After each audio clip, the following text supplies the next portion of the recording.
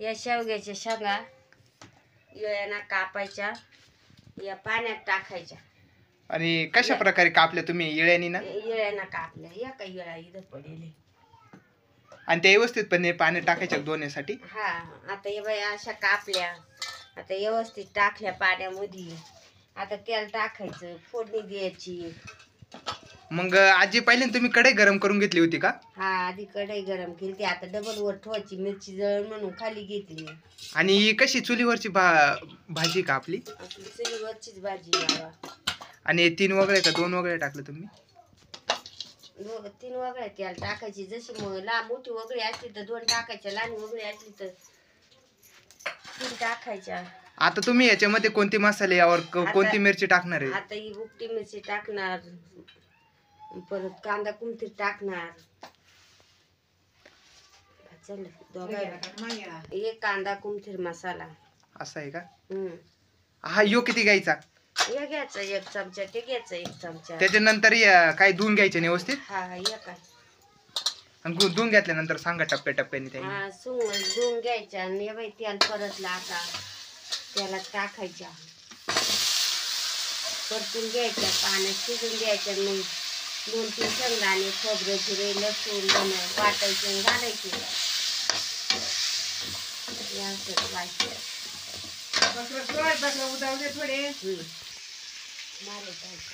लसूण घ्यायचा, मिरची घ्यायची, धने घ्यायचे, शेंगदाणे घ्यायचे, खोबरं घ्यायचं.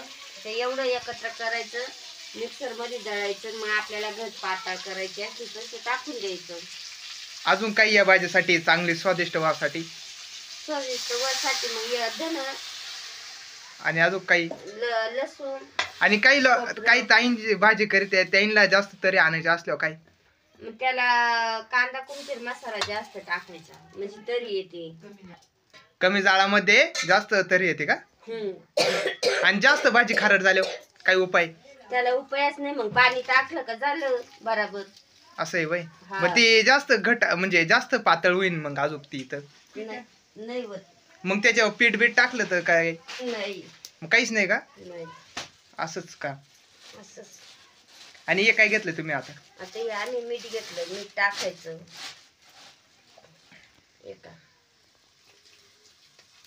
आपल्याला जेवढं कालवण करायचं तेवढं. आता आपण शिजाय टाकले तोपर्यंत शिजतो, आपण एकत्र करून दळून आणूचं. हे आता तुम्ही खोबरं कापता येईल ना आजी? हा. आणि हे चुलीवरचं कालवण मस्त होईल ना? चुलीवरचं कालवण एकदम टेस्टला लागत. म्हणजे टेस्टी. आपण जास्त शिजून देतो चुलीवर, गॅसवर कमी शिजत, गॅस नासतो म्हणून. चुलीवर भरपूर टाइम राहतो, मग त्याला चव येते. असं आहे बाई. तर मग याच्यात टाकायची खोबऱ्यामध्ये, म्हणजे मग कलर येतो. त्याला टाकल्यावर कलर नाही येत कालवणाला. हळद याच्यात धनातून याच्यात वाटायला टाकायची. आणि त्याच्यात शेंगदाणे घ्यायचे का? हा, मग शेंगदाणे, धन आणि खोबरं आणि अजून काय टाकले तुम्ही? हळद ना? हा. एवढं घ्यायचं तुम्हाला भाजीमध्ये. मग भाजी खाऊ. आणि मीठ आपण इकडे टाकले शिजायसाठी. हा. आता शेंगदाण्याचं माप आपल्याला वाटण तेवढीच घ्यायची. आता तुम्ही पातळ करणार आहे का घट? आता आमची पातळच भाजी राहणार. 5-10 मिनिटं चुलीवर शिजून द्यायच्या. मग इकून आलं का मग ते मसाला वाटायचा. मग त्या शिजल्या का पाहायच्या आणि मग कालून घालायचं आपल्याला जेवढी रशी लागेल तेवढी. आता तुम्ही कुठे चालले आहे शिजून टाकायला? काय काम आहे तुम्हाला? आता आम्हाला बकरं पाजायचे. शेळी जणेल तुमची वाड्यातली? हा. बर.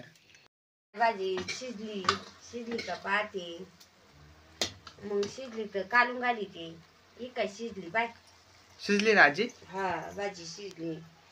आता खोबरं, मसाला, कांदा, लसूण, कांदा नाही आहे, खोबरं आहे, शेंगदाणे, भुजेत शेंगदाणे आणि हळद आणि धन टाकली होती ना? हळद आणि धन. मग भाजी चवाला येते बघा. आणि ही घट्ट होणार आहे का थोडी पातळ करणार तुम्ही? लय घट्ट नाही ना गोड लागत बाबा, थोडी पातळच होणार. म्हणजे लय घट्ट नाही होणार, लय पातळ नाही होणार, मध्यम करायची. लय घट्ट नाही ना चांगलं. असं आहे बाई. आणि उद्या तुम्ही अशीच भाजी काळ्या मसाल्यात करणार आहे का? काळ्या मसाल्यात करणार आहे. तो पण घरी बनवून का? हा, चुलीत कांदे भुजून. ते आपण ताईंना उद्या सांगूच अशा पद्धतीने बनवा. पण आजची भाजी पण सुपरच होणार आहे. अजून कसं पाण्याचा अंदाज सांगा. आता हे आता 2 माणसं 4 माणसं जेवणार याच्यामध्ये. 4 माणसं ना आरामात. हा शेंगा शेवग्याच्या. आणि तुम्ही तोडून आणले वाटतं ना, पाणी भरायला गेलं होतं तेव्हा तिकडे. आम्ही झाडाच्या तोडल्या, मग त्या चिरल्या धुल्या, मग त्या शिजत घातल्या. मस्त कुटाने राहते. कोणतीही भाजी करायला काही सोपं नाही का हो? मग डोक्याना करायला लागत. नुसतं करायचं म्हणून करायचं नाही. जरा टाइम शिजून ठेवली तर भाजीला चव येते. नुसतं कड आल्या जर उतरवली तर तिला चव नाही येत. 5-10 मिनिटं तरी कड येऊन थमान झाली पाहिजे तर म्हणजे तिला चव येते.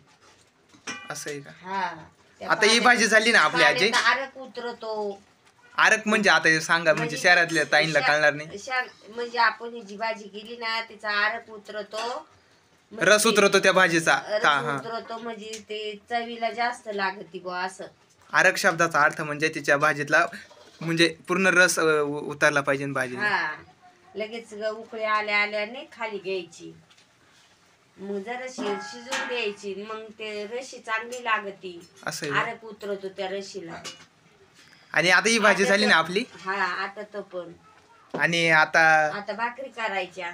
मग भाकरीची व्हिडिओ बनवू आपण त्यांच्यासाठी. आता बाजरीच्या भाकरी करायच्या. आजीला लई थाप आलाय मुंबईला जाऊन. घसा बसला म्हणते आजी तुमचा मुंबईला जाऊन. मग 1 दिवसात आली आजी जाऊन. डबल इकडे खाऊ. बाबांना भाकरी करण्यासाठी नव्हतं कोण्या. तवर मिळूया पुढच्या व्हिडिओ मध्ये. तवर जय शिवराय, जय महाराष्ट्र. धन्यवाद. आई त्यांना बाय बाय म्हणा. Bye bye bye.